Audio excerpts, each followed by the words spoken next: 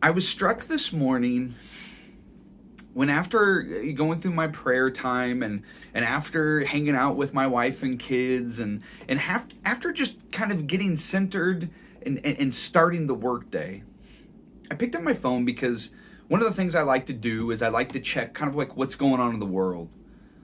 So I go to my news app and I'm starting to scroll through it. And as I'm scrolling through it, I'm noticing that on my particular news app, it has articles being pulled from a multitude of locations. You know, the Washington Post, Fox News, CNN, the New York Post. I mean, it's a wide variety of different news sources all being pulled in here. And this is the thought that struck me.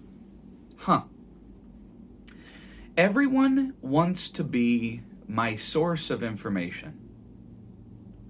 Everyone is vying to be our source of information. The place that we go to receive what is happening, the place that we go to receive information, the place that we go to receive direction, orientation. Everyone is vying to play that space, to play that role. Why? Because if you become the source of information, the primary and sole source of information for a person or a group of people, in a very real sense, you have become their master. You have become their leader. As I was scrolling through the news, I stopped in my scroll. I stopped dead in my scroll tracks. And it reminded me of Proverbs chapter 3, verses 5 through 6. It's in a command, but it's a proverbial command. It's a command that is unveiling this key principle, that the source of your information directly is connected to who it is that you follow, who it is that is your master.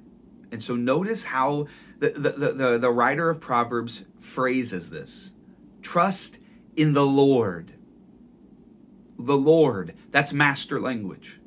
Trust in the Lord with all of your heart. The heart is filled with emotions, and they are powerful when they move.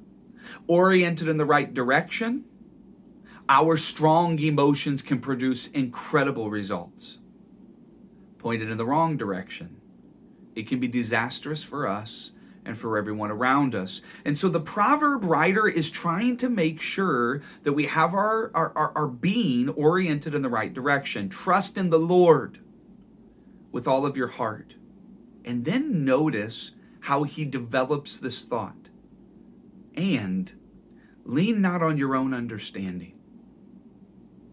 Trust the Lord with your heart, which is super powerful, which at times can override even our rationality, override even our logic, override even information in our brains. For if we become afraid, we get pushed and swayed in directions that actually nullify who we know that we are if we would just stop and think about it. The Proverbs writer says, trust in the Lord with all of your heart, pointing the most powerful part of you in the right direction. And lean not on your own understanding, on your own information, on the information that you receive and in your ability to interpret it. And then he says this in verse 6, in all your ways, submit to him, and he will make your paths straight. Whoever is the source of your information will in some way, shape, or form guide your heart. And it will dictate your understanding. And ultimately, it will orient you on what paths that you walk. Whether it is paths of healing, paths of fear, paths of destruction. Orienting your heart changes your mind and forces you in a direction that you may not want to go. So here's my question for you this week. And then I want to read this passage over you one more time. Here's my question for you this week. Who is guiding your path? Listen, we live in a world filled with tons of misinformation, disinformation. And we even in the headlines have, over the last several years, have been really focused on what is and isn't fake news. What you need to understand is every single news outlet, no matter how much you love it, has an agenda. And they're trying to get you to submit to them as your leader, to submit to them as your source of information, to submit to them as your master. My question is, who are you giving this incredibly sacred gift of paving your paths? Who are you offering it to? And are they worthy of such a gift? Because the Proverbs writer reminds us that wherever our heart is pointed, it will affect our understanding, and it will affect our ability to submit and to surrender, because ultimately the paths will have been laid down for us. For he says, trust in the Lord with all of your heart, and lean not on your own understanding, and in all your ways, submit to him, and he will make your path straight. My challenge for you this week is this: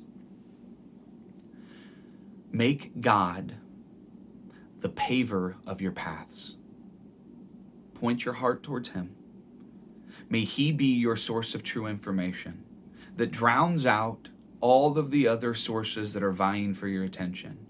And then, and only then, will we truly be able to say that we are surrendered to him in all of our ways. That's my prayer for you. That's my prayer for the church. And that's my prayer throughout the rest of this week. I love you guys. Have a good week.